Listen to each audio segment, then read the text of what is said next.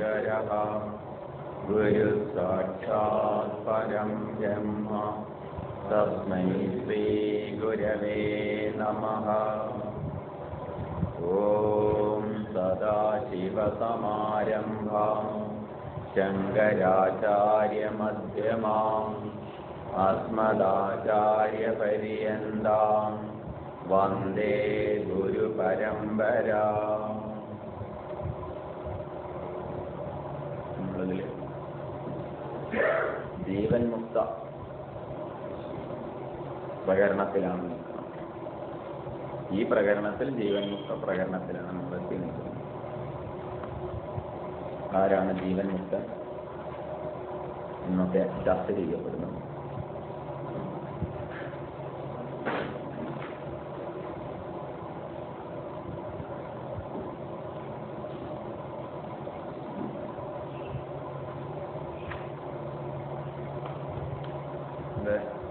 യഥാ ദേഹോഹം പുരുഷോഹം ബ്രാഹ്മണോഹം ശൂദ്രോഹം അസ്മി ദൃഢനിശ്ചയഃ തഥാ നാഹം ബ്രാഹ്മണഃ ന ശൂദ്രഃ ന പുരുഷഃ കിന്തു അസംഗസച്ചിദാനന്ദസ്വരൂപഃ പ്രകാശരൂപഃ സർവാന്തര്യാമി ചിദാകാശരൂപഃ അസ്മി ദൃഢനിശ്ചയരൂപ അപരോക്ഷജ്ഞാനവാൻ ജീവൻ മുക്തഃ എന്ന് പറഞ്ഞിട്ടുണ്ട്. ആരാണ് ജീവൻ മുക്തൻ?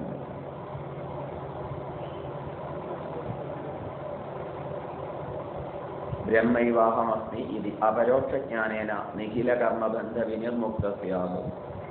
ഞാൻ ബ്രഹ്മം തന്നെയാകുന്നു എന്ന അപരോക്ഷജ്ഞാനം കൊണ്ട് എല്ലാ കർമ്മബന്ധങ്ങളിൽ നിന്നും വിമുക്തനായിത്തീരുന്നു.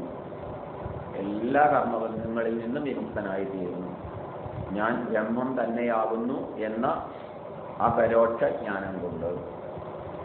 ഇതിനെ തന്നെയാണ് ഉപനിഷത്ത് എന്ന നിർവചനത്തെ ഉദ്ധരിച്ചുകൊണ്ട് നാം ചർച്ച ചെയ്യപ്പെട്ടത്. ഉദയ സമീപേ നീ പൂർണ്ണമായും സത് ധാതുവിന് അവസാരണം അല്ലേ, വിചരണം അല്ലേ, വിചരണം പിന്നെന്താ ക്ഷയം അല്ലേ, അവസാദനം വിചരണം ക്ഷയം, ഈ മൂന്നെണ്ണമാണ് അതിന് മുഖ്യമായ അർത്ഥങ്ങൾ. ഏതൊരു വിദ്യ തന്നുള്ളിൽ സംശയലേശമെന്നെ സാക്ഷാത്കരിച്ചാലാണോ, ഈ സംശയലേശമെന്നെ അറിയുന്നതിന് പറയുന്ന പേരാണ് സാക്ഷാത്കാരം എന്നുള്ളത്. ഒരല്പം പോലും സംശയമില്ലാതെ അങ്ങനെ സംശയലേശമെന്നെ അറിയുന്ന ആ വിദ്യ എവിടെ പൂർണ്ണമായി എന്ന് പറയുമ്പോൾ അത് ദേശം കൊണ്ടോ കാലം കൊണ്ടോ ഒന്നും ദൂരെയാവരുത്. പിന്നെ എവിടെയായിരിക്കും? ദേഹം പോലും ശരീരം പോലും എൻ്റെ എന്ന് പറയുമ്പോൾ അവിടെ പൂർണ്ണമാണെന്ന് പറയാൻ വയ്യ. എന്നിൽ നിന്ന് അന്യമായി അഥവാ ദൃക്കിൽ നിന്ന് അന്യമായാണ് ദൃശ്യം ഉള്ളത്. അതുകൊണ്ട് തന്നെ അത് പൂർണ്ണമായി അടുത്ത് എന്ന് പറയാൻ പറ്റില്ല. അല്പം അപൂർണത്വം അവിടെയുണ്ട്. പൂർണ്ണമായി എന്ന് പറഞ്ഞാൽ തന്നിൽ താനായി തന്നെ എന്ന് പറയും. അപ്പൊ തന്നിൽ താനായി നിലകൊള്ളുന്ന ആ യാതൊരു തത്വമുണ്ടോ അതിനെ സംശയലേശമെന്നെ അറിഞ്ഞാൽ, പ്രതിശരീരം ഭിന്നമായി അറിഞ്ഞാൽ എന്നല്ല, അങ്ങനെ നമുക്കൊക്കെ അറിയാം. പക്ഷെ പ്രതിശരീരം ഭിന്നമല്ലാത്ത അതിനെ അറിഞ്ഞാൽ മാത്രം പോരാ, ആ അറിവിന്റെ പരിണതഫലമായി അജ്ഞാനം നശിക്കുന്നു, കർമ്മബന്ധനം ക്ഷയിക്കുന്നു, മോക്ഷത്തിലേക്ക് ഗതി നൽകുന്നു. ഈ ഒരു പരാതിയെയാണ് ഉപനിഷത്ത് എന്ന് പറയുമ്പോൾ ഉപനിഷത്ത് പുസ്തകജ്ഞാനമല്ല. അതേപോലെ തന്നെ ആണ് ഇവിടെയും പറഞ്ഞു, ബ്രഹ്മൈവാഹമസ്മി ഇതി അപരോക്ഷജ്ഞാനേന നിഖില കർമ്മബന്ധ വിനിർമുക്ത സ്യാത്. ഞാൻ ബ്രഹ്മം തന്നെയാകുന്നു എന്ന അപരോക്ഷജ്ഞാനം കൊണ്ട് എല്ലാ കർമ്മബന്ധങ്ങളിൽ നിന്നും വിമുക്തനായിത്തീരുന്നു. വിമുക്തൻ എന്ന് പറയും വിശേഷേണ മുക്തനായിത്തീരുന്നു. ശരീരമനോബുദ്ധികൾക്ക് അതീതമായ ആത്മാവാണ് ഞാൻ എന്ന ജ്ഞാനം, അഹങ്കാരം ഇല്ലാതാകുന്നു. ദേഹാദികളുമായുള്ള താദാത്മ്യമാണ് കർമ്മത്തിനും തദ്വാര കർമ്മബന്ധങ്ങൾക്കും കാരണം. ഇതിൽ നിന്നുള്ള മോചനം നൽകുന്നു. കർത്തൃത്വബോധം ഉണ്ടെങ്കിലല്ലേ കർമ്മങ്ങളാൽ ഒരാൾ ബന്ധനാവുകയുള്ളൂ. അങ്ങനെയുള്ള ഒരാൾക്കല്ലേ മുക്തിക്ക് പരിശ്രമിക്കേണ്ട ആവശ്യമുള്ളൂ. അതുകൊണ്ട് മുക്തൻ ഒരിക്കലും മുക്തിക്ക് വേണ്ടി പരിശ്രമിക്കുന്നില്ല. പരിശ്രമമൊക്കെ കഴിഞ്ഞു.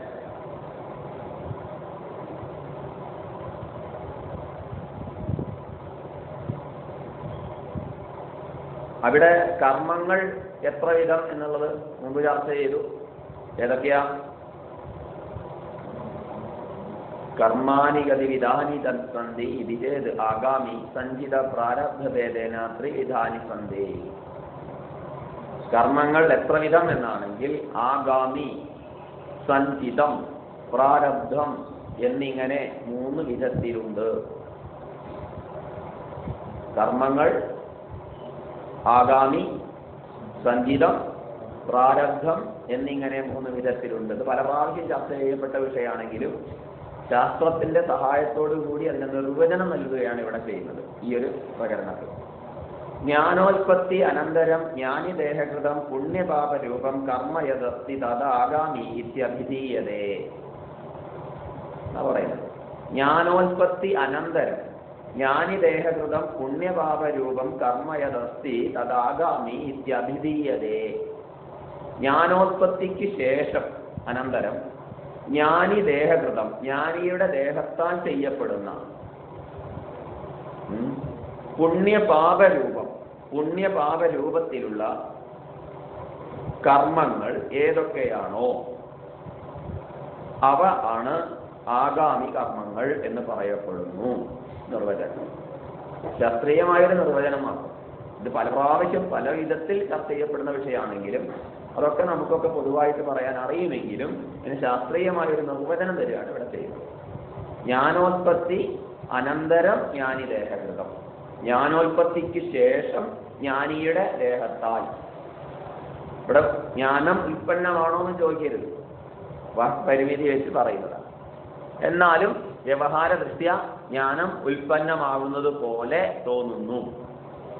ഉള്ളതായ അറിവ് മൂടപ്പെട്ടിരിക്കുന്നു എന്നാണ് ശ്രുതി. അജ്ഞാനേന ആവൃതം ജ്ഞാനം തേന മുഖ്യന്തി ജന്തവ. അത് മറക്കരുത്. അത് മറന്നാൽ കുഴപ്പമില്ല. ഇപ്പൊ ഇങ്ങനെയുള്ള ചില വാക്കുകളൊക്കെ കേൾക്കുമ്പോൾ അത് മറന്നാൽ ശ്രുതി വിരുദ്ധമാവും. ഇതൊക്കെ എഴുതി പിടിപ്പിക്കാൻ വേണ്ടി വാക്കിന്റെ പരിമിതി വെച്ച്, ഭാഷയുടെ പരിമിതി വെച്ച് എഴുതുന്നേ ഉള്ളൂ. അതിലുപരി അപ്പൊ ഇവിടെ ജ്ഞാനോൽപത്തി എന്ന് പറയുന്നത് അജ്ഞാനം നീങ്ങി, അജ്ഞാനം നീക്കി എന്ന് പറയാൻ വയ്യ. കാരണം ഇല്ലാത്തതിനെ നീക്കേണ്ട ആവശ്യം വരുന്നില്ല. എന്നാൽ ആ ജ്ഞാനോൽപത്തി, അതുകൊണ്ട് ജ്ഞാനോൽപത്തി എന്ന് പറഞ്ഞ് സമർത്ഥിക്കുകയാണ് ഇവിടെ ചെയ്യുന്നത്. അനന്തരം ജ്ഞാനി ദേഹകൃതം പുണ്യപാപരൂപം, ജ്ഞാനിയുടെ ദേഹം ചെയ്യപ്പെടുന്ന പുണ്യപാപരൂപത്തിലുള്ള കർമ്മങ്ങൾ, അതാണ് ഇത്, അവയാണ് ആഗാമി കർമ്മങ്ങൾ എന്ന് പറയപ്പെടുന്നു. ഈ ആഗാമി കർമ്മങ്ങൾ കൊണ്ട് എന്താ ഗുണം, എന്താണ് ദോഷം, അതാണ് ഇനി പറയുന്നത്. എന്തുകൊണ്ട് ജ്ഞാനി ദേഹകൃതം എന്ന് പറയുന്നു? ദേഹേന്ദ്രിയാദി ഉപാധിയല്ല, അവയിൽ ഉപഹിതമായ ആത്മചൈതന്യമാണ് ഞാൻ എന്ന ജ്ഞാനം ഉദിക്കുമ്പോഴാണ് ജ്ഞാനിയാകുന്നത്. വ്യക്തല്ലേ? എന്താ പറഞ്ഞത്? എന്തുകൊണ്ട് ജ്ഞാനി ദേഹകൃതം എന്ന് പറയുന്നു? അറിവുള്ളവനാൽ അല്ലേ ആണിത്. അറിവില്ലാത്തവനെ സംബന്ധിച്ചല്ല പറഞ്ഞത്. ജ്ഞാനോൽപത്തി അനന്തരാണ് പറഞ്ഞത്. അതുകൊണ്ട് ജ്ഞാനി ദേഹകൃതം, അറിവുണ്ടായതിനു ശേഷം അതിനുശേഷം പുണ്യപാപ രൂപമായിരിക്കുന്ന കർമ്മങ്ങൾ യാതൊന്നാണോ തദ് ആഗാമി ഇത്യഭിധീയതേ എന്ന് പറയപ്പെടുന്നു. എന്ന് പറയുമ്പോ ജ്ഞാനി ദേഹകൃതം ദേഹേന്ദ്രിയാദി ഉപാധിയല്ല, ദേഹം ഇന്ദ്രിയങ്ങൾ തുടങ്ങിയവയല്ല, ഈ ഉപാധിയല്ല, അവയിൽ ഉപഹിതമായ ആത്മചൈതന്യമാണ് ഞാൻ എന്ന ജ്ഞാനം ഉദിക്കുമ്പോഴാണ് ഒരാൾ ജ്ഞാനിയാവുന്നത്.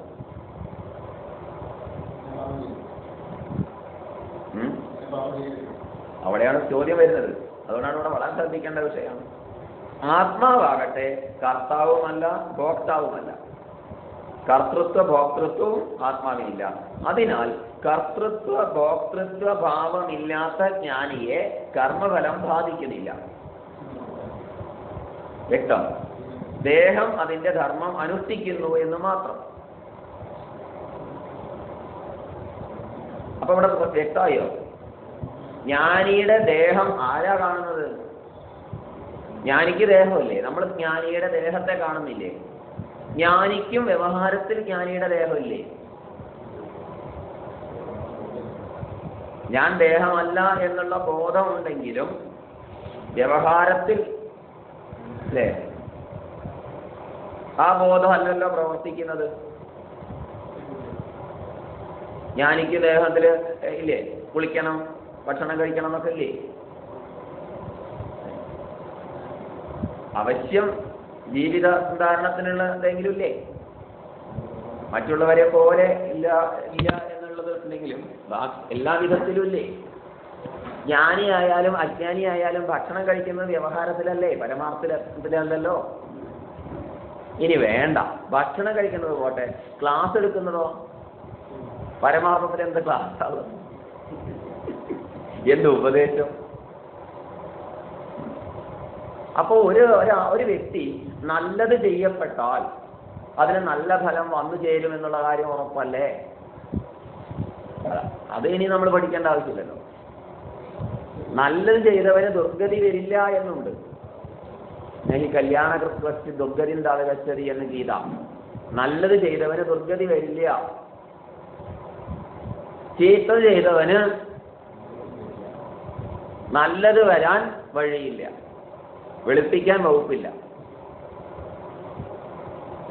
കുറച്ച് വഴിപാട് കൊടുത്ത് ഇല്ലേ, ഞാൻ ചീത്ത ചെയ്തത് ഒന്ന് വെള്ള പൂശാൻ പറ്റുമെന്ന് വിചാരിച്ചാൽ സാധ്യമല്ല.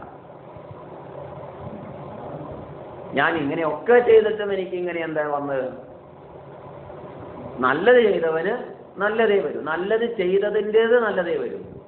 പക്ഷെ നല്ലത് ചെയ്യുന്നുണ്ടോ ഒരു വ്യക്തിയെങ്കിൽ അയാൾ ചീത്തയും ചെയ്യുന്നുണ്ട്. അപ്പോഴേ ബാലൻസ് ശരിയാവുകയുള്ളൂ. അതിവിടെ ജീവിക്കേണ്ട ആവശ്യമുള്ളൂ. മർത്യനിൽ നിന്ന് മനുഷ്യനിലേക്കുള്ള പരിണാമമായത് കൊണ്ടും അല്ലേ. പക്ഷെ പ്രത്യക്ഷമായിട്ട് അയാൾ ഒരു നല്ലൊരു വ്യക്തിയാണ്, നല്ലതാണ് ചെയ്യുന്നത്, എന്തെല്ലാം ഉപകാരങ്ങളാണ് ചെയ്യുന്നതെന്ന് പറയുമ്പോഴും അറിഞ്ഞോ അറിയാതെയോ അവിടെ അപകാരവും ഇല്ലേ? നമ്മുടെ ദൃഷ്ടിയല്ല അല്ലേ, പ്രകൃതി ദൃഷ്ടിയാൽ നോക്കുമ്പോൾ, നമ്മളെ ദൃഷ്ടി മാത്രം നോക്കുമ്പോൾ നമുക്ക് ചിലപ്പോൾ ഉപകാരമായിരിക്കാം. മറ്റു പലരെ സംബന്ധിച്ചും അത് ദോഷമുണ്ടായിരിക്കാം. അപ്പോ പുണ്യപാപങ്ങൾക്ക് കാരണമായ നല്ലതും ചീത്തയും എന്ന് പറയുന്നതിൽ ഒരു വ്യക്തി ജ്ഞാനിയായാലും അയാൾ ചെയ്യുന്നതിൽ അവശ്യം ഏതുണ്ട്? നല്ലതുണ്ടെങ്കിൽ ചീത്തയും ഉണ്ട്.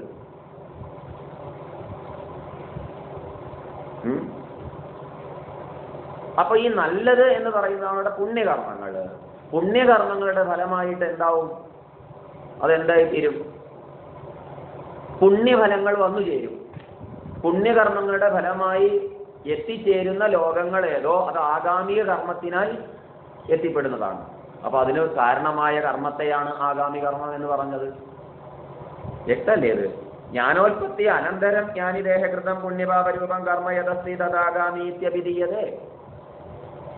ജ്ഞാനോൽപത്തി അനന്തരം ജ്ഞാനിക്ക് ജ്ഞാനത്തിന് ശേഷം എന്തുണ്ടാവുന്നു? ജ്ഞാനിദേഹകൃതം, ജ്ഞാനിദേഹം ചെയ്യപ്പെട്ട കർമ്മങ്ങൾ എന്ത് ചെയ്യുന്നു? അത് എങ്ങനെയുള്ള കർമ്മങ്ങൾ? പുണ്യപാപ രൂപം, പുണ്യവും പാപവും രണ്ടും അങ്ങനെയുള്ള രൂപത്തിലുള്ള കർമ്മയഥസ്ഥിതദാഗാമീത്യഭിധീയതേ. അങ്ങനെയുള്ള കർമ്മങ്ങളാണ് ഇവിടെ ആഗാമി കർമ്മങ്ങൾ എന്ന് പറയപ്പെട്ടത്.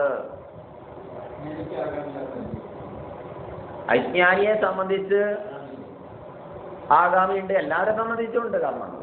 പക്ഷെ ജ്ഞാനിയെ സംബന്ധിച്ച് എടുത്തു പറഞ്ഞത് ഇവിടെ ജ്ഞാനിക്കും ഉണ്ട് എന്ന് കാണിക്കാനാണ്. ജ്ഞാനോൽപത്തിക്ക് ശേഷവും എന്തുണ്ട്? അതാണ് ഇവിടെ പ്രകരണം. അല്ലാതെ മറ്റവർക്ക് ഇല്ല എന്ന് പറഞ്ഞില്ല. അതെ, എല്ലാം ഉണ്ട്. പക്ഷെ നമ്മൾ പിന്നെ എന്താ നമ്മൾ തമ്മിലുള്ള വ്യത്യാസം? നമ്മൾ അജ്ഞാനിയും ജ്ഞാനികളും തമ്മിലുള്ള വ്യത്യാസം എന്താണ്? ഇത് അവിടെ പഠിക്കുന്നത്. അങ്ങനെയൊക്കെയാണെങ്കിൽ പിന്നെ എന്തിനാ നമ്മൾ വെറുതെ പരിശ്രമിച്ചിട്ട്? അതെ, എന്തിനാ അതിന്റെ ആവശ്യം? അതെ, മുക്തിയാണെങ്കിൽ അത് ലക്ഷത്തിൽ ഒരാൾക്കേ ഉണ്ടാവുള്ളൂ. പിന്നെ അതും വേണ്ട. പിന്നെ എന്തിനാ അത്? വെറുതെ സമയം കളയണം, വേറെ വല്ല പണി എടുത്തൂടെ? ആയിരങ്ങളിൽ ഒരാൾ ചിന്തിക്കുന്നു, അങ്ങനെയുള്ള ആയിരങ്ങളിൽ ഒരാൾ എത്തിപ്പെടുന്നു എന്നൊക്കെ പറയുമ്പോ ഈ വളരെ ദുർലഭം ആയിരിക്കുന്ന ഒരു വ്യക്തിക്ക് പ്രാപ്തമാകുന്ന കാര്യത്തിന് വേണ്ടി എല്ലാവരും എന്തിനായി ഓടുന്നത്? എല്ലാ പ്രയോജനമുണ്ടോ? ആർക്കാ ഭാഗ്യക്കുറി വീഴുക അറിയില്ലല്ലോ. അപ്പൊ അങ്ങനെയല്ല. അപ്പോഴാണ് പറയുന്നത് ഈ മുക്തി അങ്ങനെയാണെങ്കിലും മുക്തിക്ക് വേണ്ടി പരിശ്രമിക്കുന്നവർക്ക് പോലും എന്തുണ്ട്? മാർഗത്തിൽ സംതൃപ്തിയുണ്ട്. എത്തിപ്പെടുന്നുള്ളതല്ല. ഭക്ഷണം കഴിച്ചു കഴിഞ്ഞാൽ വിശപ്പ് മാറി, ഭക്ഷണം കഴിക്കുന്ന മാത്രയിലും എന്തുണ്ട്? അല്ല, കഴിച്ചു കഴിഞ്ഞതിന് ശേഷമാണോ അയാൾക്ക് വിശപ്പ് മാറുന്നത്? കുറച്ച് സമയമൊക്കെ എടുക്കണം കഴിച്ചു കഴിഞ്ഞിട്ട്, അങ്ങനെയൊന്നുമില്ല. അതെ, അതുപോലെ തന്നെ ഒരാൾക്ക് സംതൃപ്തിയേകുന്ന കാര്യങ്ങൾ അയാൾ ചെയ്യുമ്പോഴും ആ ചെയ്യാൻ തുടങ്ങുമ്പോഴും ആ മാർഗത്തിൽ പോലും സന്തോഷം തരുന്നതാണ് ഇത്, ഈ അറിവ് സമ്പാദിക്കുക എന്നുള്ള മാർഗം. അതാണ് അറിവിന് പ്രാധാന്യം കൊടുത്തത്. അതാണ് ഭാരതം എന്ന പേര് വന്നത്. ഭരതവംശം എന്നുള്ള അർത്ഥത്തിൽ മാത്രമല്ല, അതിനല്ല പ്രസക്തി. ശാസ്ത്ര വിദ്യകളെ സംബന്ധിച്ച് ഭാദീപ്തൗ തസ്യാം രമതേ ഇതി ഭാരത എന്ന് തന്നെയാണ്. ഭാ എന്ന് പറഞ്ഞ ദീപ്തി, പ്രകാശം. പ്രകാശം എന്ന് പറഞ്ഞാൽ അറിവ്, അറിവിന് പ്രകാശം എന്ന് പറയും. അങ്ങനെയുള്ള ജ്ഞാനത്തിന് ആ പ്രകാശത്തിൽ ആനന്ദിക്കുന്നത് എന്ന് അർത്ഥം വരുന്ന ഭാരതം. ഭാ ദീപ്തൗ തസ്യാം രമതേ ഇതി എന്ന്. അങ്ങനെയുള്ള അറിവിൽ അഭിമാനിക്കുന്ന അറിവാണ് എല്ലാറ്റിനും അടിസ്ഥാനം, ഏത് വിധത്തിൽ ചിന്തിച്ചാലും. അങ്ങനെയുള്ള ജ്ഞാനം എന്താണെന്ന് അറിഞ്ഞിട്ട് വേണം നമ്മൾ മുന്നോട്ട് പോകാൻ. ജ്ഞാനോൽപത്തി അനന്തരം ഈ ജ്ഞാനത്തെ സ്തുതിക്കുകയാണ് ചെയ്യുന്നത്. അപ്പൊ എന്താണ് ജ്ഞാനം എന്നറിയണ്ടേ? ഗീതയിൽ 3-4 സ്ഥലങ്ങളിൽ ജ്ഞാനം വിജ്ഞാന സഹിതം എന്ന് പറഞ്ഞതുകൊണ്ട് ജ്ഞാനം വിജ്ഞാനം എന്ന് പറയുമ്പോ പുസ്തകജ്ഞാനമല്ല ഉദ്ദേശിച്ചത്. ഏതാ? അതെ, അനുഭവത്തിൽ അവസാനിക്കുന്നതാണ് അറിവ്,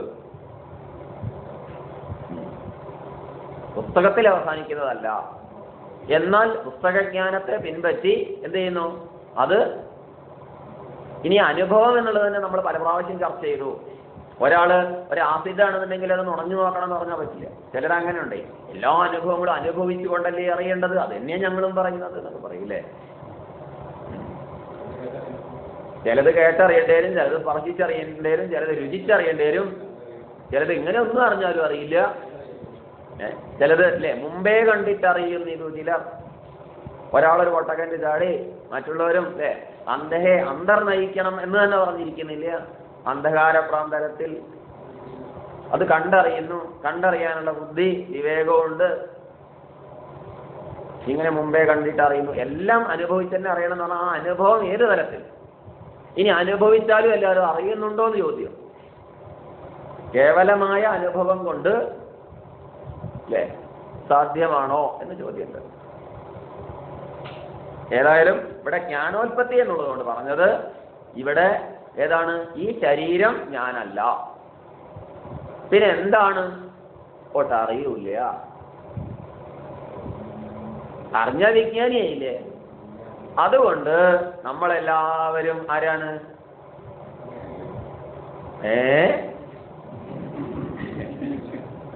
എങ്ങനെ അറിഞ്ഞു?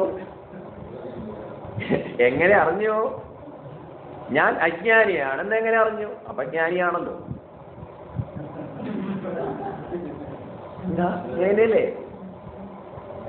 അജ്ഞാനിക്ക് ഞാൻ അജ്ഞാനിയാണെന്ന് അറിയോ? ഇല്ലല്ല. അപ്പൊ ഞാൻ അജ്ഞാനിയാണെന്ന് അറിഞ്ഞു, അതാണ് ഏറ്റവും വലിയ അറിവ്. അവിടുന്നാണ് പഠനം ആരംഭിക്കുന്നത്. വേദപഠനം ആരംഭിക്കുന്നത് അവിടുന്നാണ് അല്ലേ? നാരദരുടെ ചോദ്യം എല്ലാം എവിടെ നോക്കിക്കോളൂ. എനിക്ക് ഒരുപാട് അറിവുണ്ട് എന്ന് വിചാരിച്ചു കഴിഞ്ഞാൽ ഗുരുനാഥനടുത്ത് പോയി കഴിഞ്ഞാൽ ഓടിക്കോളൂ, പല പ്രാവശ്യം ഓടിക്കും. ഇവിടെ പറഞ്ഞത് ഈ ശരീരം ഞാനല്ല എന്നുള്ള ബുദ്ധി.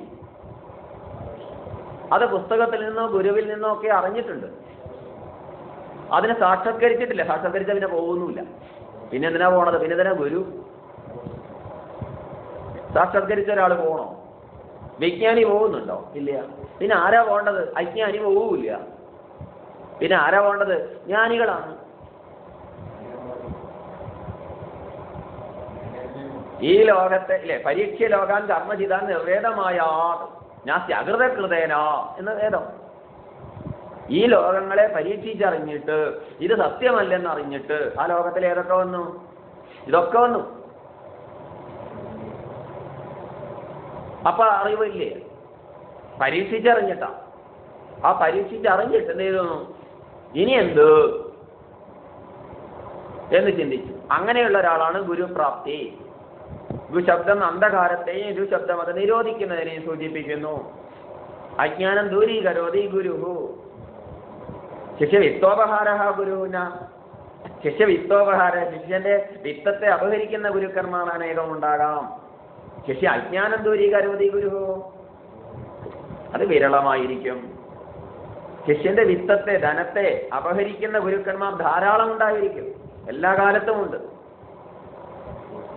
10 രൂപ കൊടുത്തു കഴിഞ്ഞാൽ അനുഗ്രഹം പാഴ്സലായിട്ട് വരും. അതെല്ലാ കാലത്തും ഉണ്ട്. ഇല്ല എന്ന് പറഞ്ഞിട്ടില്ല. അത് യോഗ്യതയുമാണ്. അത് വേണം താൻ. വേണ്ടാന്ന് പറഞ്ഞിട്ട് ഓരോരുത്തരെ അർഹതയല്ലേ. അർഹത ഇപ്പോൾ ഒഴിവാക്കാൻ പറ്റുമോ? അതുകൊണ്ട് അങ്ങനെയുള്ള അറിവിന് വേണ്ടി പരിശ്രമിക്കുന്നവരല്ല. എങ്ങനെ പരിശ്രമിക്കുന്നവരാണ്? ഇനി ഒരു തീക്കട്ട കയ്യിൽ വന്ന് വീണ് കഴിഞ്ഞാൽ കൈ വലിക്കണോ വലിക്കണ്ടേ എന്ന് ആഗ്രഹിക്കുന്നില്ല, ആലോചിക്കുന്നില്ല. തീവ്രവേഗാനാം മാസം, പെട്ടെന്ന് അപ്പൊ തന്നെ വലിക്കും. അല്ലാതെ ഇപ്പൊ വരട്ടെ, ഞാനങ്ങനെ പോയി കൊടുക്കാം അല്ലേ, ക്ലാസ്സുകളാകുന്ന ക്ലാസ്സുകളിലൊക്കെ ഒന്ന് പങ്കെടുത്ത് നോക്കാം, എപ്പോഴെങ്കിലും വീട് കിട്ടുകയാണെങ്കിൽ ആവാലോ.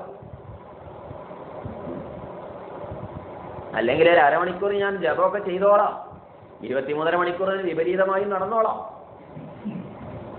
ഇപ്പൊ വരട്ടെന്നേ അല്ലേ. ഏതിനാവും ശക്തി കൂടുതൽ? അരമണിക്കൂറിനോ 23.5 മണിക്കൂറിനോ?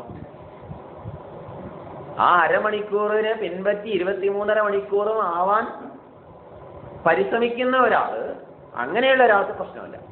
അല്ലാത്തവരെന്ത് 23.5 മണിക്കൂർ വേറെ.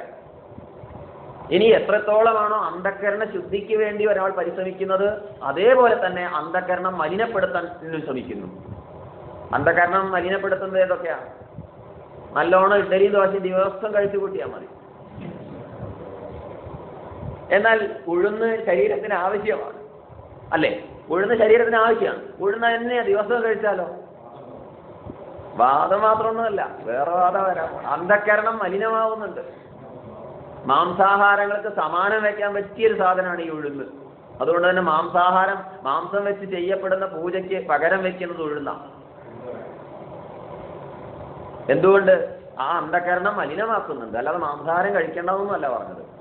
ആർക്കാണോ അന്ധക്കരണ ശുദ്ധി വേണ്ടത്, അന്ധക്കരണ ശുദ്ധിയർത്ഥം ജ്ഞാനം ഉൽപ്പദ്യതേ പുംസാം ക്ഷയാ പാപസ്യ കർമ്മണ, അന്ധക്കരണ ശുദ്ധിക്കായി പരിശ്രമിക്കുന്ന ആളാൽ അത് നിഷിദ്ധമാണെന്നേ പറഞ്ഞത്. എല്ലാവരോടും നിഷിദ്ധമാണെന്ന് പറഞ്ഞിട്ടില്ല. ലക്ഷ്യത്തിനനുസരിച്ചാണ് മാർഗം. എല്ലാവരും മാംസാഹാരം കഴിക്കേണ്ടെന്ന് പറഞ്ഞാൽ തെറ്റ്. ഇവിടെ അന്ധക്കരണ ശുദ്ധിയിലൂടെ മാത്രമേ ജ്ഞാനോൽപ്പത്തി ഉണ്ടാവുകയുള്ളൂ. അതിന് അന്ധക്കരണം എന്ന് പറയുന്നതിനെ 4ആയി തിരിച്ചു. ഇതൊക്കെ പിന്നോട്ട് പോവുക. നമ്മൾ പിന്നോട്ട് പോയി മുന്നോട്ട് വരികയാണ്. ഇത് ഉറപ്പിക്കാൻ വേണ്ടി അന്ധക്കരണം എന്ന് പറയുമ്പോൾ തന്നെ അന്ധക്കരണവും ബാഹ്യകരണങ്ങളുള്ളതിൽ അന്ധക്കരണം 4ആയി നമുക്ക് പഠിക്കാനുള്ള സൗകര്യത്തിന് വേണ്ടി തിരിച്ചു. ഏതൊക്കെയാ? മനസ്സ്, ബുദ്ധി, ചിത്തം, അഹങ്കാരം എന്ന്. അതിൽ തന്നെ ചെറിയൊരു അംശം മാത്രം, 4-1 ഭാഗം ഏത്? ചിത്തം. ഈ ചിത്തശോധനയ്ക്കുള്ളതാണ് ഏത്? ഈ ആഹാരശുദ്ധി. അല്ലാതെ ആഹാരം കഴിച്ച എല്ലാമായി എന്നൊന്നും പറഞ്ഞിട്ടില്ല. 4-1 ഭാഗം ശരിയായി. ആ 4-1 ഭാഗം അല്ലേ, കേടുവന്ന ഭക്ഷണം നാറിക്കഴിഞ്ഞാൽ പിന്നെ ബാക്കിയുള്ളതും ഇരിക്കപ്പുറത്ത് ഉണ്ടാവില്ല. അതുകൊണ്ട് ബുദ്ധി ശരിയാവില്ല. അതുകൊണ്ട് അത് മതി. അതുകൊണ്ട് ഈ ഒരു ലക്ഷ്യത്തിലേക്ക് പ്രയത്നിക്കുന്ന ഒരാളാൽ എന്ത് വേണം? മനസ്സിനെ അഥവാ ചിത്തത്തെ നേരെയാക്കിയെടുക്കാൻ എന്ത് വേണം? അതിനനുസൃതമായ ആഹാരം വേണം. മനസ്സ് ചഞ്ചലമാണ്, മനസ്സ് അടങ്ങി നിൽക്കുന്നില്ല എന്ന് പരാതി പറയുന്നവരോട് ആഹാരം ശരിയാക്കിയെടുക്കൂ എന്നാണ് ആചാര്യന്മാർ പറഞ്ഞത്. അയ്യോ അതെനിക്ക് വയ്യ, കുറച്ച് എരിവൊന്ന് കുറയ്ക്കൂ, കുറച്ച് പുളിയൊക്കെ ഒന്ന് കുറയ്ക്കൂ എന്നൊക്കെ പറഞ്ഞാലോ അതിന് വയ്യ. എന്നിട്ടോ മനസ്സ് ഒട്ട് ചഞ്ചലം ആവുന്നുണ്ട്. മനസ്സിനെ നിർത്താൻ പറ്റുമോ? മനസ്സിനെ പെട്ടെന്ന് പിടിച്ചു നിർത്താൻ പറ്റുമെന്ന് എവിടെയും പറഞ്ഞിട്ടില്ല. ആഹാരത്തിന്റെ സൂക്ഷ്മവശമാണ് മനസ്സ്. കഴിക്കുന്ന ആഹാരത്തിന് അനുസൃതമായിട്ട് അതിന്റെ സൂക്ഷ്മഭാവത്തെയാണ് മനസ്സ് എന്ന് പറയുന്നത്. എങ്കിൽ മനസ്സ് ശുദ്ധമാക്കണമെങ്കിൽ സ്ഥൂലമായ ആഹാരങ്ങളെ നിയന്ത്രിക്കുക തന്നെ വേണം. അല്ലെങ്കിലോ വായുവിനെ പിടിച്ചു മെരുക്കുന്നത് പോലെ പ്രയാസമാണ് ഹേ അർജുന എന്നാ ഭഗവാൻ ഗീതയിൽ പറയുന്നല്ലേ.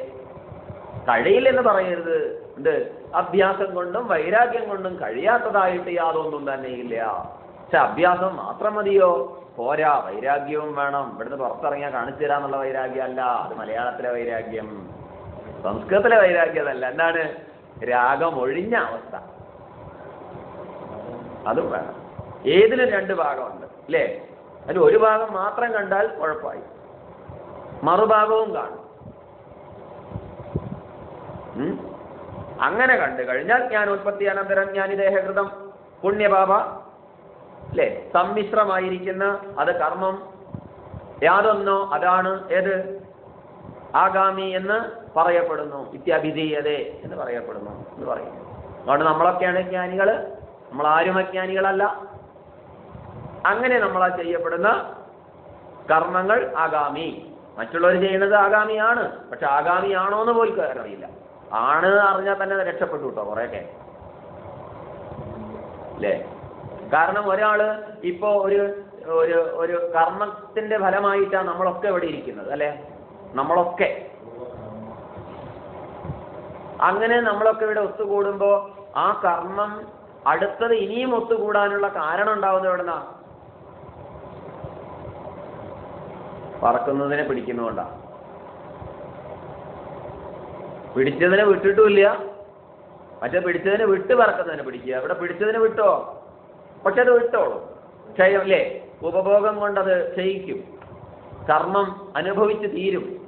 പക്ഷെ അത് തീരുമ്പോഴേക്ക് എന്തായി? അത് കൊള്ളാമല്ലോ, ഇത് കൊള്ളാമല്ലോ എന്ന് തോന്നിയിട്ട് വീണ്ടും വീണ്ടും എന്തായി? ആഗാമി വന്നു ചേരുകയായി. അങ്ങനെ ആ വന്നു ചേരുന്നത് പിന്നെന്തായി? അത് പിന്നെയും സഞ്ചിയിൽ നിറച്ചു. പിന്നെ എന്തായി? സഞ്ചിയിൽ നിന്ന് മുഴുവൻ എടുത്ത് കഴിഞ്ഞിട്ടില്ല, സഞ്ചിയിൽ കുറെ കൊണ്ടുവന്നിട്ടുണ്ട്, സഞ്ചിയിൽ നിറച്ചു വന്നിട്ടുണ്ട്, ബാഗിൽ കുറെ നിറച്ചു വന്നിട്ടുണ്ട്. എന്ത്? ജന്മജന്മാന്തരമായി സഞ്ചയിച്ചതാണ് സഞ്ചയിലിട്ട് കൊണ്ടുവന്നിട്ടുണ്ട്. അതിന് ചെറിയൊരു അംശം എടുത്തിട്ടാണ് ഇപ്പൊ ഈ ജന്മം ഉണ്ടായത്. നമ്മളൊക്കെ ഇവിടെ ഒത്തുകൂടാൻ കാരണമായതൊക്കെ അതാണ്. ആ ബാഗിൽ നിന്ന് കുറച്ചെടുത്തു, കയ്യിൽ കിട്ടിയത് കുറച്ചെടുത്തു, അതിപ്പോ ചെലവാക്കുകയാണ്. അത് ചെലവാക്കുമ്പോ തന്നെ ബാക്കി എത്രയോ അതിൽ കിടക്കുന്നുണ്ട്. ഇനി എത്ര ജന്മങ്ങൾ കാരണമാകുമെന്ന് അറിയില്ല. അപ്പോൾ തന്നെ ഇതൊന്ന് കുറയുന്നതിനനുസരിച്ച് എന്താവും? ഇത് ഉപയോഗിച്ച് അത് ഇല്ലാതാവും. ഇതിനൊക്കെ എത്രയോ കഥകൾ പുരാണങ്ങളിൽ ഇതിഹാസങ്ങളിലുണ്ട്. എനിക്ക് എത്ര ജന്മമുണ്ട്, ആലിൽ എത്ര ഇലയുണ്ടോ അത്രയും ഉണ്ട് അല്ലേ. അപ്പൊ ഇത് എന്തിനാണ് നമ്മളെ ചിന്തിപ്പിക്കുന്നത്? സഞ്ചിയിൽ എത്രയുണ്ടാവട്ടെ, ആ കർമ്മങ്ങളൊക്കെ ഞാൻ അനുഭവിക്കണമല്ലോ എന്ന് വിചാരിക്കുമ്പോ അത് പ്രയാസമായി.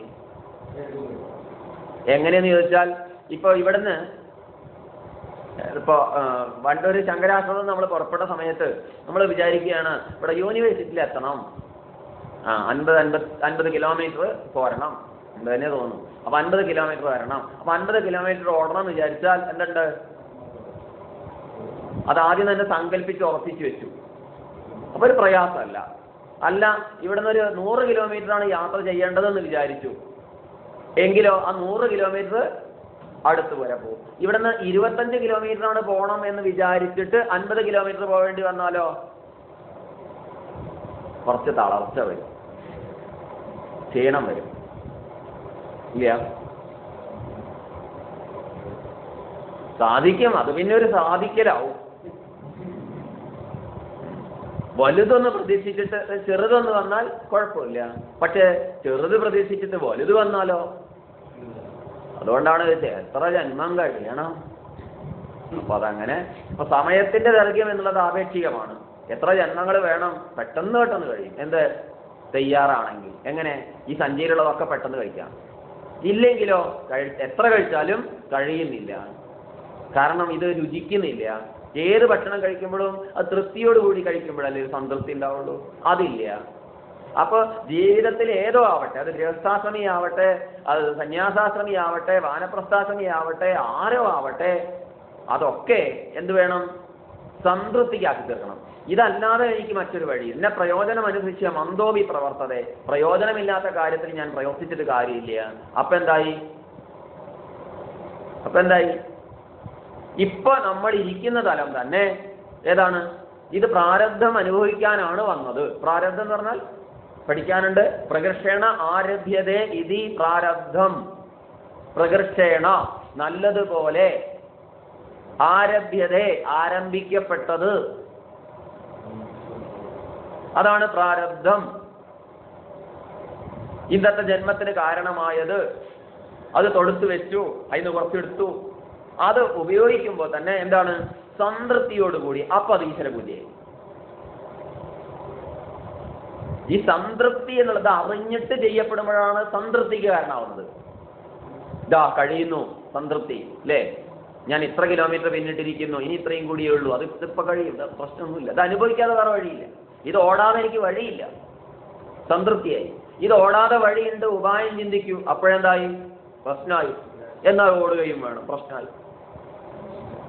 ഇത് ബോധിപ്പിക്കാനാണ് സർവ്വാരാധനകളും ചിട്ടപ്പെടുത്തിയത്. ചിന്തിച്ചു നോക്കൂ.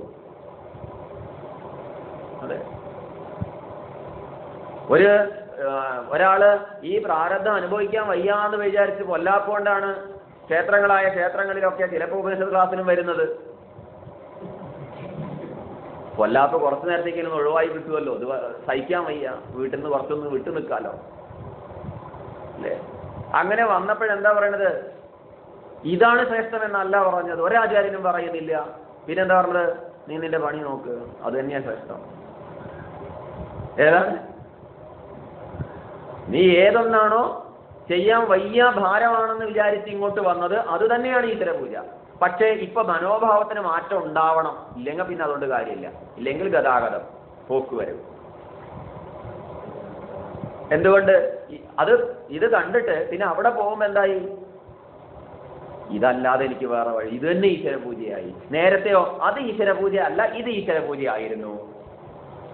ഇതിന് വാസ്തവത്തിൽ എന്തേ ഉള്ളൂ? അത് ഈശ്വര പൂജയാണെന്ന് ചൂണ്ടിക്കാണിക്കാനുള്ള പൂജയുള്ളൂ, ചൂണ്ടുപലകയുടെ ധർമ്മയേ ഉള്ളൂ. ഇവിടെ വാസ്തവത്തിൽ എന്താണ്?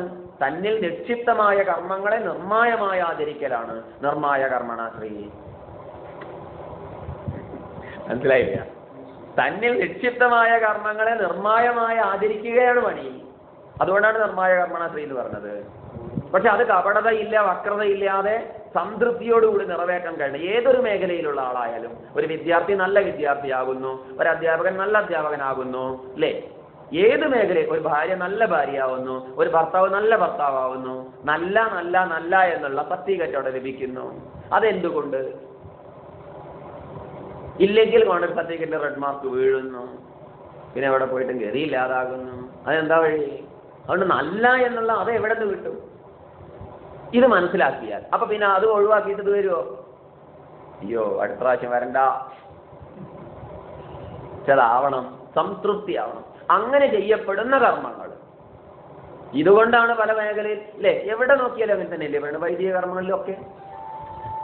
അതാണ് നമ്മൾ ഇന്നാള് ചോദിച്ചതല്ലേ, പറഞ്ഞതല്ലേ, ആത്മാത്വം ഗിരിജാമതി സഹചരാത്രാണ ശരീരം ഗൃഹം പൂജാദേ വിഷയോപഭോഗരചനാ നിദ്രാ സമാധിസ്ഥിതി സഞ്ചാരപദയോ പ്രദക്ഷിണ വിധി സ്തോത്രാണി സർവാഗിരോ യദ്യത് കർമ്മ കരോമി തത്തതഖിലം ശംഭോ തവാരാധനം.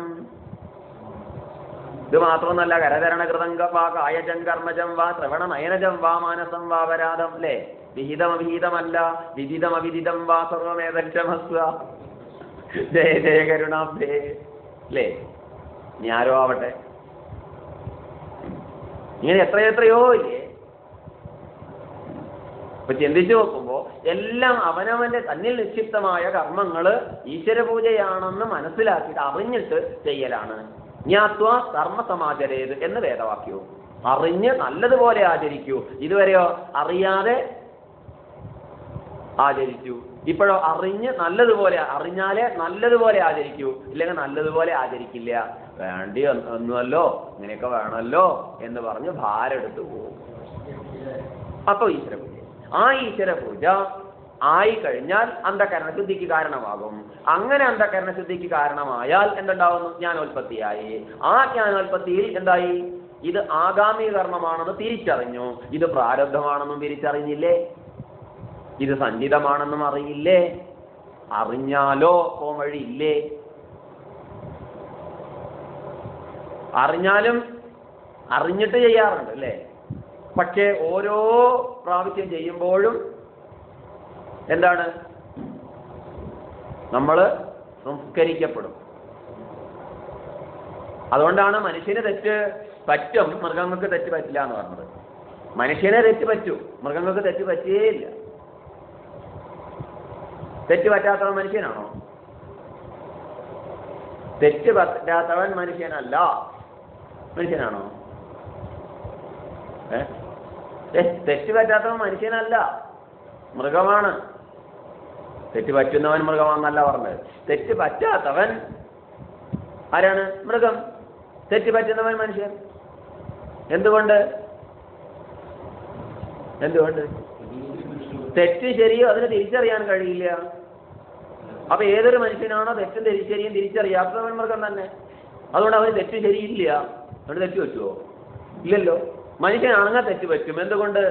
തെറ്റ് ശരിയും തിരിച്ചറിയാനുള്ള വിശേഷ ബുദ്ധിയുള്ളത് കൊണ്ട്. അറിഞ്ഞിട്ട് വീണ്ടും അത് ആവർത്തിക്കുന്നുവെങ്കിൽ അവനും മൃഗവും ഒരേപോലെ. അതുകൊണ്ട് ജ്ഞാത്വാ കർമ്മ സമാചരേത്.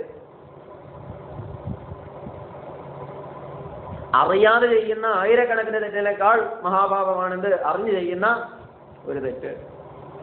അത് ചോദ്യം, അപ്പൊ ചെയ്യില്ലേ? ഓരോ തെറ്റും എന്തായിത്തീരും?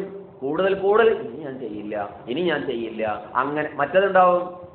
ഏതായാലും ഞാൻ അങ്ങനെ ആയില്ലേ, ഇനി അങ്ങനെ തന്നെ ആയിക്കോട്ടെ.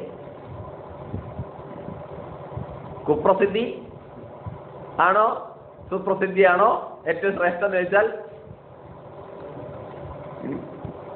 ജ്ഞാനിയെ സംബന്ധിച്ച് ഏത്? സുപ്രസിദ്ധി നേടാനായിരിക്കും. മറ്റേയാളെ സംബന്ധിച്ചോ കുപ്രസിദ്ധി നേടാനായിരിക്കും. ഏതായാലും അത് പ്രസിദ്ധി വേണം. എളുപ്പം നല്ലതേതാ? അതെ, ഒന്നും അറിയാതിരുന്നാ മതിയേ, അറിഞ്ഞതല്ലേ വല്ലാം. അപ്പൊ അറിഞ്ഞിട്ട് ചെയ്യുന്നത് മനസാക്ഷിക്കുത്തുണ്ടാവും. മനസാക്ഷിക്കുത്ത് എന്തിനായി തീരും? മനസ്സ് പറയും. മനസ്സ് അതിനു മുമ്പ് പഠിച്ചു വെച്ചതാ, അഭ്യാസം ചെയ്ത് നേടിയെടുത്തതാ. വെള്ളവും വളമിട്ട് വളർത്തിണ്ടാക്കിയ മനസ്സാണ്. ഞാൻ വളർത്തിയ താലോലിച്ചുണ്ടാക്കിയതാ. അപ്പൊ എന്റെ മനസ്സ് ഇതൊക്കെ അറിഞ്ഞു കഴിഞ്ഞാൽ എന്ത് ചെയ്യും? നല്ലത് കണ്ടാലും ചീത്തത് കണ്ടാലും ഏതിനെയാവും ആദ്യം സ്വീകരിക്കുക?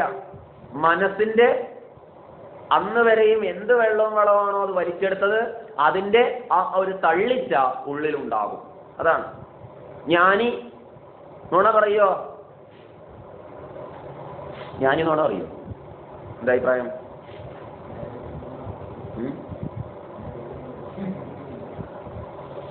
സത്യം ആർക്കാ പറയാൻ പറ്റുക? സത്യം പറയാൻ പറ്റുമോ? സത്യം പറയാൻ പറ്റുമോ? ത്രികാല ബാധാരഹിതം സത്യം പറയാൻ പറ്റുമോ? ഇത് വേറെ വിധത്തിലും പറയാം. ഏത്? അപ്പൊ നമുക്കൊക്കെ നുണ പറയാല്ലേ, നുണ പറയാനുള്ള അനുമതിയായി. അങ്ങനെയല്ല, അത് ഈ പ്രകരണത്തിന്റെ അവസാനത്തിലാ പറയുന്നത്. അതുകൊണ്ട് പറയുന്നത് ഏത് വിധത്തിൽ പറഞ്ഞാലും എന്താണ്? സത്യത്തെ പറയാൻ പറ്റില്ല. പറയാൻ പറ്റാത്തത് യാതൊന്നുണ്ടോ അതാണ് സത്യം. അപ്പൊ പറയുന്നതൊക്കെ നുണയാണെന്നാണോ? അല്ല, വ്യവഹാരത്തിൽ സത്യവും കളവും ഒക്കെ ഉണ്ട്. അതെങ്ങനെയാണ്? അതാണ് മഹാഭാരതത്തിൽ പറയുന്നത്. ഏത്? ചില 4 സന്ദർഭങ്ങളിൽ നുണ പറയാന്നൊക്കെ. അതൊക്കെ ഉണ്ട്. ഇനിയിപ്പോ അത് കേൾക്കണ്ട. അയ്യോ, അത് വേണ്ട, അത് കേൾക്കണ്ട. അതിവിടെ പറഞ്ഞിട്ടുണ്ട്, സ്വാമിജി എടുത്തിട്ടുണ്ട്, ഓർമ്മ വെച്ചിട്ടുണ്ട്. 4 സന്ദർഭത്തിൽ നുണ പറയാമെന്ന് മഹാഭാരതം പറഞ്ഞിട്ടുണ്ട്. അത് സ്മൃതി ആയതുകൊണ്ട് എത്ര കേമമാണെങ്കിലും ശ്രുതി വിരുദ്ധമായ സ്മൃതിയെ തള്ളാൻ സ്മൃതി തന്നെ അനുവദിക്കുന്നുണ്ട്.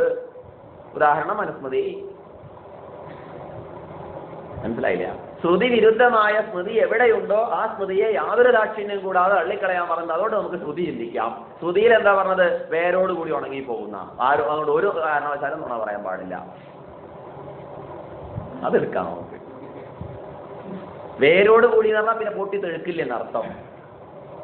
വേര് മറ്റേ തടി മാത്രമേ പോയുള്ളൂവെങ്കിൽ വേരുള്ള കാലത്തോളം അത് വീണ്ടും പൊട്ടി കുളച്ചു എന്ന് വരും. ഇത് കുലത്തോടു കൂടി നശിച്ചു പോകും, ഉണങ്ങിപ്പോവും, പിന്നെ തളിർത്ത് വരില്ല. അതുകൊണ്ട് ശ്രുതിവാക്യത്തിനനുസരിച്ച് ഒരു കാരണവശാലും നുണ പറയരുത്. എന്നാൽ എല്ലാ സത്യവും പറയണമെന്ന് പറഞ്ഞില്ല. അതിലർത്ഥം നുണ പറയണമെന്നല്ല.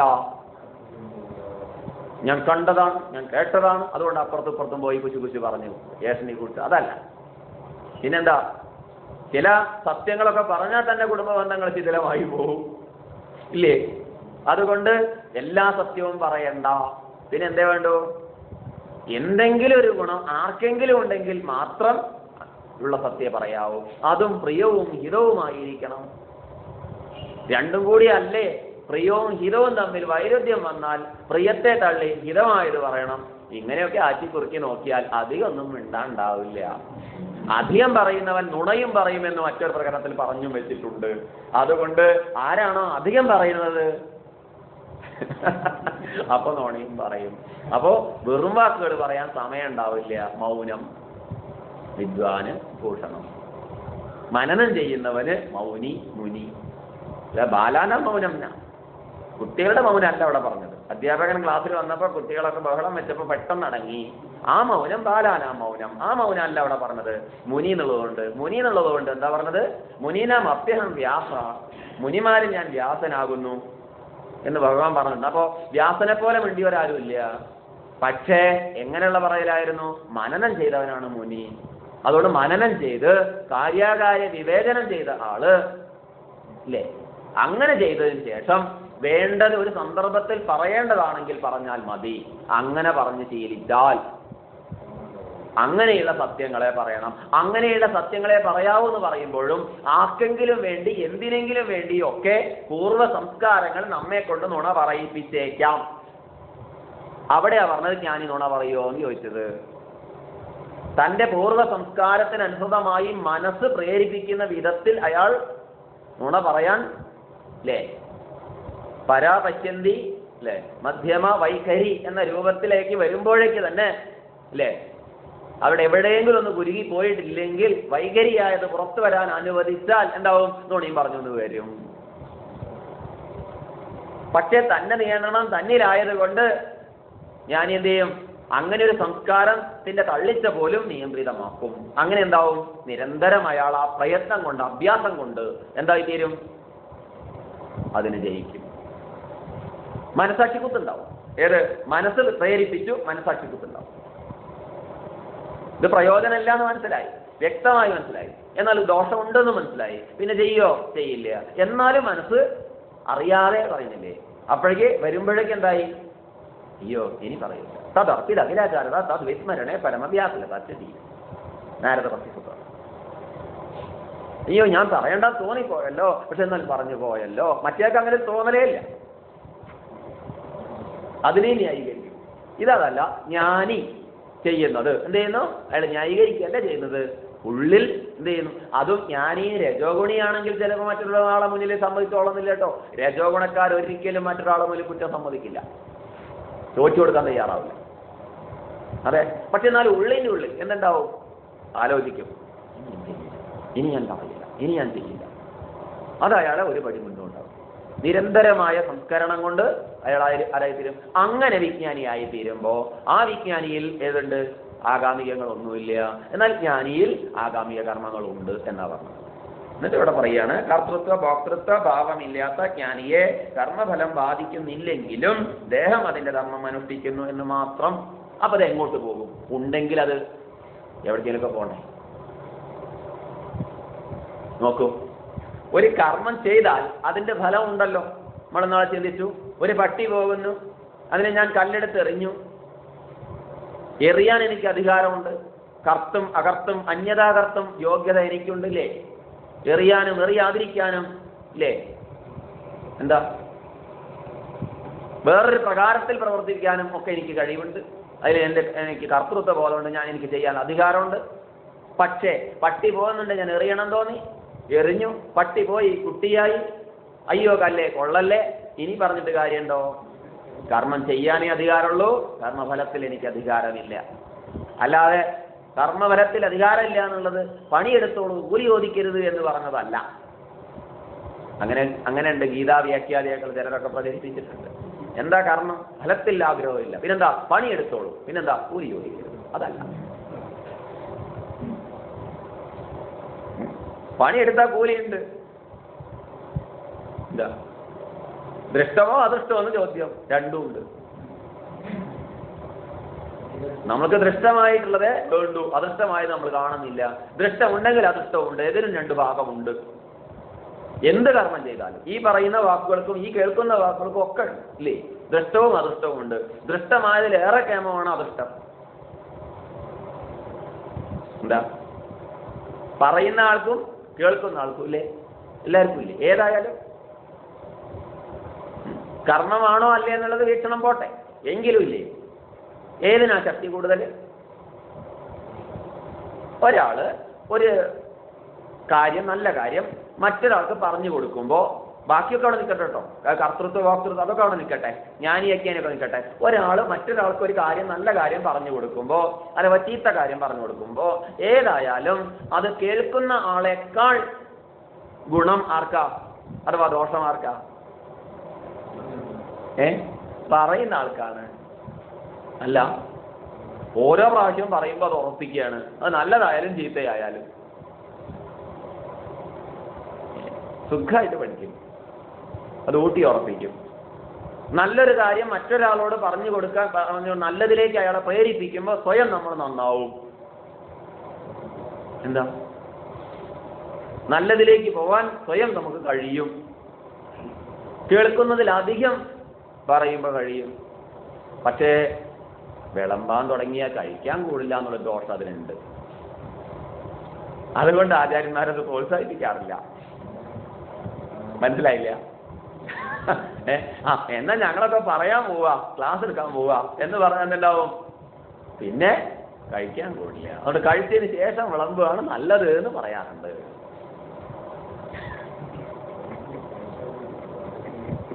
അത്രേ ഉള്ളൂ, ദോഷം പറയാൻ പാടില്ല. എന്താ അല്ല ശരി. അപ്പോ നമ്മൾ ഓരോന്നും ഇപ്പോ ഇവിടെ പറയുമ്പോൾ അവിടെ നല്ലതായാലും ചീത്തയായാലും ആ ചെയ്യുന്നത് പറയുന്നത് കുറെ ഒരു മറ്റൊരാളെ ചീത്ത പറഞ്ഞു നോക്കൂ, ഉറപ്പ് എന്തുണ്ടാവും? നമ്മൾ ചീത്തയാവും. ചീത്ത പറയുന്ന ആളാണ് ചീത്തയാവുന്നത്, കേൾക്കുന്ന ആളല്ല. കേൾക്കുന്ന ആളെ സ്വീകരിച്ചില്ലേ നമുക്കറിയില്ല അല്ലേ? എത്രയോ പ്രാവശ്യം ഇതിനെപ്പറ്റി പറഞ്ഞിട്ടോ. അങ്ങ് ദൂരത്ത് ഒന്ന് കാറ്റ് വഴിക്ക് ഒരു ദുർഗന്ധം വരുന്നുണ്ടെങ്കിൽ അത് ഇവിടെയല്ല ദുർഗന്ധം, അവിടെയാണെന്ന് പറഞ്ഞില്ലായിരുന്നോ? ഇവിടെ ഈ കഥയായിരുന്നു സ്വാമി പറഞ്ഞത്. ഓർത്തു നോക്കൂ. അത് പറഞ്ഞപ്പോ സ്വാഭാവികമായിട്ട് നമ്മളന്ന് അവിടെ ആ കസേരയിൽ അവിടെയായിരുന്നു ഇരുന്നത്, ആ ജനലിന്റെ അടുത്ത്. അപ്പൊ പുറമേക്കൊന്ന് നോക്കി, കാരണം അങ്ങനെ നോക്കൽ വരും. മനസ്സിലായില്ല? ദുർഗന്ധം, അവിടുന്ന് ദുർഗന്ധം വരുന്നുണ്ടെങ്കിൽ, കാറ്റ് വഴിക്ക് വരുന്നുണ്ടെങ്കിൽ ആ ദുർഗന്ധത്തിന് കാരണം എന്താണ്? ഇവിടെയല്ല അവിടെയാണെന്ന്. അതേപോലെ ആരാണോ മറ്റൊരാളെ ചീത്ത പറയുന്നത്, ദുഷിക്കുന്നത്, ഏറ്റവും ദുഷിച്ചത് ആരാണ്? ഏതിന്റെ ഉള്ളിൽ നിന്നാണോ അത് പുറത്തു വന്നത്, അയാളാണ്. ഇതിന് ഉദാഹരണങ്ങൾ എത്രയോ പറഞ്ഞിട്ടുണ്ട്. ഒരിക്കല് കോഴിക്കോട് ടൗണിൽ വെച്ച് ഒരു വണ്ടിയിൽ പോകുന്ന സമയത്ത് സ്വാമിജിയെ ഒരുപാട് ആളുകൾ തെറി വിളിച്ചത്. ഇവിടെ വെച്ചാൽ പറഞ്ഞെന്നറിയില്ല. അതിലാണ് ഡ്രൈവർ നമ്മളെ രമേശനാണ്. രമേശൻ ഒരു വാക്യം പറഞ്ഞു. എന്താ പറഞ്ഞത്? തത്വമസി.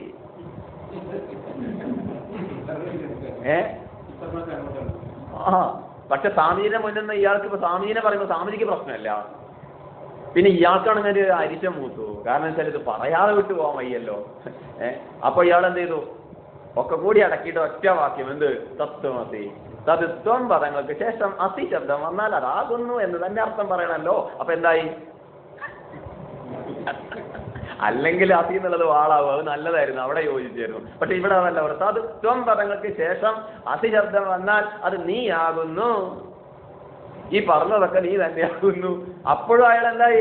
നല്ലതല്ലേ ഉപയോഗിച്ചത്. നോക്കൂ. അപ്പൊ ഇങ്ങോട്ടൊരാൾ ചീത്ത പറഞ്ഞാലും അയാൾ അങ്ങോട്ട് നല്ലത് കാണണമെങ്കിൽ പുരാണങ്ങളിൽ ഇതിഹാസങ്ങളിലൊക്കെ എങ്ങനെയാ കാണുക?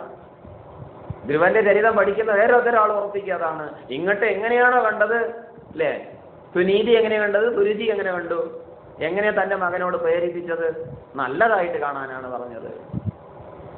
അറിയാം എന്ത് നല്ല ഉദ്ദേശിച്ചോ നല്ല ഇവനെ പറഞ്ഞയച്ചതെന്ന് അല്ലേ, ധ്രുവനെ പറഞ്ഞയച്ചതെന്ന്. പക്ഷെ എന്നിട്ട് എന്ത് ചെയ്തു, നല്ലതാക്കി മാറ്റി. അത് അവിടെയാണ് എന്റെ വിജയം. ഒരാള് നമ്മളെ ചീത്ത പറഞ്ഞത് നല്ലതായിട്ട് എടുക്കുക, ആ നല്ലതായിട്ട് എടുത്തിട്ട് അത് ചോദിച്ച് ചീത്ത പറയേണ്ടെന്ന് പറഞ്ഞില്ല കേട്ടോ. അതപ്പം എന്താ തോന്നിയേച്ച് അതേപോലെ പ്രവർത്തിക്കുക.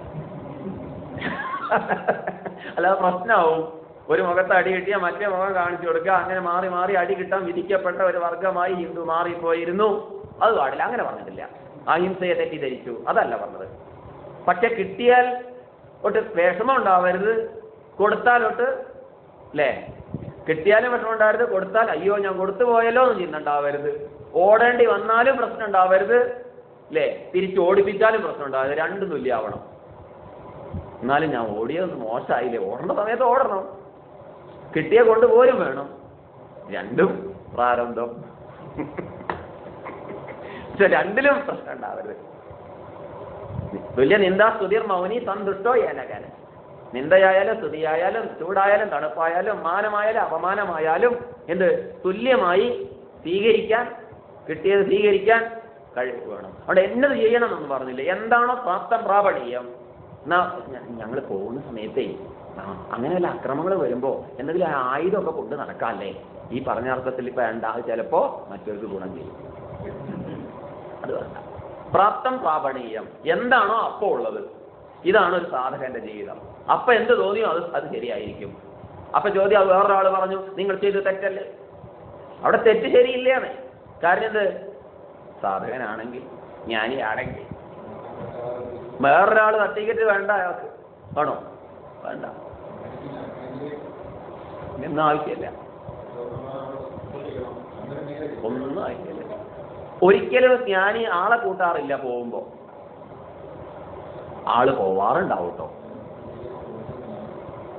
ഒറ്റയ്ക്കാ പോണത്, അതുകൊണ്ട് നല്ല ആള് വന്നില്ലെങ്കിൽ ഞാൻ ആകെ അല്ലേ, അതില്ല. പക്ഷെ ആള് പോവാ അല്ലേ, അയാൾക്ക് ഞാനും പോയി കൊടുക്കട്ടെ അയാളുടെ പിന്നാലെ അല്ലേ, അങ്ങനെ വിചാരിക്കാം. പക്ഷെ എനിക്ക് 4 ആള് വേണം, എന്നാലേ എനിക്ക് പോവാൻ ധൈര്യമുള്ളൂ, അതുണ്ടാവില്ല.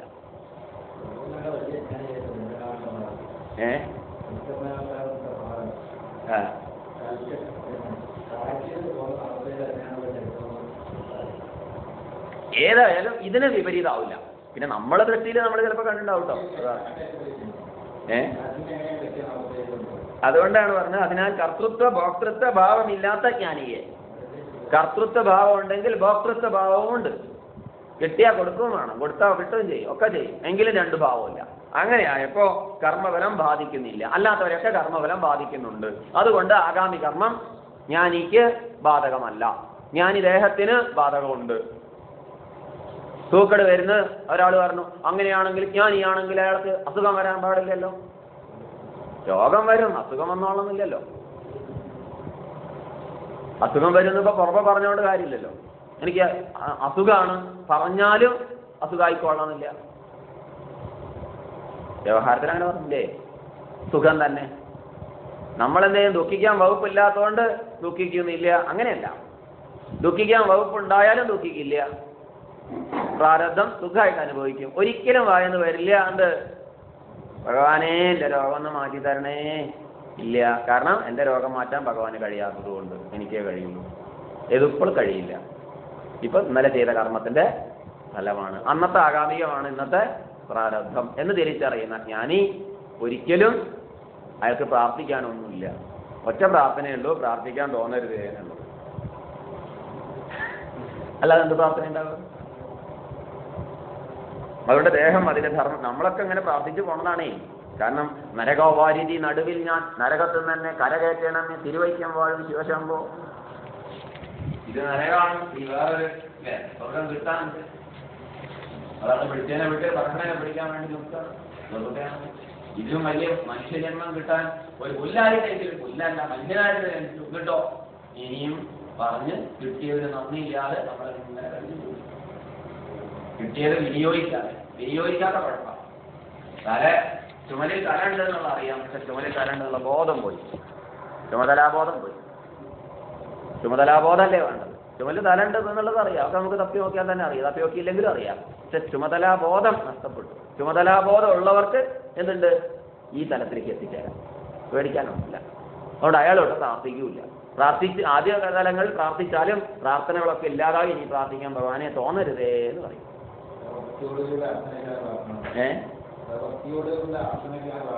പ്രകൃഷേണ അത്യത ഇത് പ്രാർത്ഥന, പ്രവൃത്തിയോടുകൂടിയല്ല, പ്രകൃഷേണ നല്ലതുപോലെ ആവശ്യപ്പെടുന്നതേതോ അതാണ് പ്രാർത്ഥന. പ്രവൃത്തിയിൽ പ്രാർത്ഥന ഇല്ല. പ്രവൃത്തി എന്ന് പറഞ്ഞാൽ പിന്നെ എന്തിനാ പ്രാർത്ഥിക്കണത്? അതിന് ഫലം ഉണ്ടാവില്ലേ? സഞ്ചിതം കർമ്മക്കയും സഞ്ചിത കർമ്മം എന്താണ് ചോദ്യം? പറയാണ്, അനന്തകോടി ജന്മാനം ബീജസംഭൂതം സഞ്ജത് കർമ്മജാതം പൂർവാർജിതം തിഷ്ഠതി തത് സഞ്ചിതം ജ്ഞേയം. പറയുന്നത് എന്താണ്? അനന്തകോടി ജന്മാനാം, യാതൊന്ന് അനന്തകോടി ജന്മങ്ങൾക്ക് ബീജസംഭൂതം ബീജകാരണമായി, ജന്മങ്ങൾക്ക് മൂലകാരണമായി യാതൊന്നുണ്ടോ അത് എങ്ങനെ പൂർവാർജിതമായ കർമ്മങ്ങളുടെ എന്തുണ്ടാവുന്നു? ഫലമായി നിലനിൽക്കുന്നുവോ അത് സഞ്ചിത കർമ്മം എന്നറിയപ്പെടുന്നു. വ്യക്തമായില്ല? ജന്മത്തിന് കാരണം കർമ്മങ്ങളാണ്. വ്യക്തമായി? ഈ ജന്മത്തിന് കാരണം ജന്മമെടുത്തതിന് എന്തേ മൂലം? കൃഷ്ണ ജന്മമെടുത്തത് കർമ്മമൂലം ഇല്ലേ? കേട്ടിട്ടില്ലേ? അപ്പൊ ജന്മം എടുക്കാൻ കാരണം എന്താണ്? കർമ്മങ്ങളാണ്. ജഡമായ കർമ്മം എന്നെ ബന്ധിക്കുമോ? ജഡമല്ലല്ലോ ഞാനും എൻ്റെ വേറെ വ്യത്യാസമുണ്ട്. ഞാൻ എന്ന ഏകവചനം, എൻ്റെ എന്ന ബഹുവചനം. ഞാനും എൻ്റെ ഒന്നല്ല, എൻ്റെ ഒന്നും ഞാനല്ല, ഞാനൊന്നും എൻ്റേതല്ല. ഉറപ്പ്. ഞാൻ എന്നുള്ളത് ഏകവചനമാണ്, അത് ജഡമല്ല, എൻ്റെ ഒക്കെ ജഡമാണ്. നമ്മളിവിടെ എത്തിയോണ്ടാട്ടോ അങ്ങനെ പറയുന്നത്. വീട്ടിലിരിക്കേണ്ട ആവശ്യമൊന്നുമില്ല. അതുകൊണ്ട് ഈ ഞാൻ എന്ന് പറയുന്നത് ജഡമാണോ? അല്ല. എന്റേന്ന് പറയുന്നത് ജഡമല്ലേ? ആണ്. അങ്ങനെ ഞാൻ അപ്പോ കർമ്മം എന്നുള്ളത് ജഡമല്ലേ? എന്റേതായ ശരീരത്തിൽ എന്റേതായ ശരീരം കൊണ്ട് ഞാൻ എന്ത് ചെയ്യുന്നു? കർമ്മങ്ങൾ ചെയ്യുന്നു. ആരാ കർമ്മങ്ങൾ ചെയ്യുന്നത്? ഞാനൊന്നും ചെയ്യുന്നില്ല അല്ലേ? അതുകൊണ്ട് ചെയ്യുന്നത് ജഡമായ കർമ്മങ്ങളെല്ലാം ജഡമാണ്. ജഡമായ കർമ്മം കൊണ്ട് ജഡമല്ലാത്ത എന്നെ ബന്ധിക്കാൻ പറ്റുമോ? പറ്റുമെന്ന് പറഞ്ഞാൽ ഇരുട്ട് വെളിച്ചത്തെ സ്വാധീനിച്ചു എന്ന് വരും. അഥവാ കാർമേഘം സൂര്യനെ മറച്ചു എന്ന് പറയും പോലെ ആവും. കാർമേഘം ഒരിക്കലും സൂര്യനെ മറയ്ക്കുന്നില്ല. കാർമേഘത്തിന് സൂര്യത്തിന്റെ അടുത്തേക്ക് അടുക്കാൻ പോലും പറ്റില്ല. പിന്നെയല്ലേ മറയ്ക്കുന്നത്. പക്ഷെ നമ്മുടെ ദൃഷ്ടിയ അതുപോലെ എന്താവുന്നു? കർമ്മം അല്ല നമ്മെ ബന്ധിക്കുന്നത്. പിന്നെന്താണ്? കർമ്മത്തിൽ ഞാനും എന്റെയും എന്ന ബോധമാണ്, ഏഷണകളാണ്. അതുകൊണ്ട് ഏഷണത്യാഗമാണ് സന്യാസം എന്ന് പറഞ്ഞു, അല്ലാതെ കർമ്മത്യാഗമല്ല. നമ്മൾ തെറ്റിദ്ധരിച്ച് ഒരുപാട് കാര്യങ്ങളുണ്ട്. നമ്മളെക്കാളും അധികം കർമ്മം ചെയ്യുന്നുണ്ടാവും, പക്ഷെ അവിടെ ഞാനും എന്ത് ചെയ്യുണ്ടാവുകയാണ്. അതുകൊണ്ടൊരു ഭാരം ഉണ്ടാവുകയില്ല. രണ്ട് കുട്ടികളെ കൊണ്ട് കഷ്ടപ്പെട്ടിട്ട് ചിലരാത്മത്തിൽ നാം നമുക്ക് രണ്ട് എന്നൊക്കെ പറഞ്ഞിട്ട്, പക്ഷെ അങ്ങനെയുള്ള കഷ്ടപ്പെട്ടിട്ട് ആത്മത്തിൽ വരും. പറയുമ്പോ സ്വാമിജി പറഞ്ഞു കൊടുക്കാറുണ്ട്, അവിടെ 49 ഉണ്ട്, 40 ഉണ്ട്, നമുക്കൊരു ഭാരമില്ല. മറ്റേത് എന്റേതായത് എന്റെ അല്ല. അതെ, ഇത് എന്റെയാണ്, ഇത് ഞാൻ തന്നെ വേണ്ടേ? അവിടെ എന്റെ എത്രത്തോളം കട്ടി കൂടുന്നോ അത്രത്തോളം ഭാരം കൂടും. എന്നാൽ അത് വേണട്ടോ വ്യവഹാരത്തില്. എന്റെ ഭാര്യയാണ്, എന്റെ ഭർത്താവാണ്, എന്റെ കുട്ടിയാണെന്ന് ഒക്കെ തന്നെ വേണം. പക്ഷെ പരമാർത്ഥത്തിൽ എപ്പോഴും ഓർമ്മിക്കണം എന്ത്? വ്യവഹാരത്തിൽ ഇല്ലെങ്കിൽ സംഗതി കുഴപ്പമാവും. അവന്റെ അല്ലാത്രേ സംഗതി പ്രശ്നമാവും.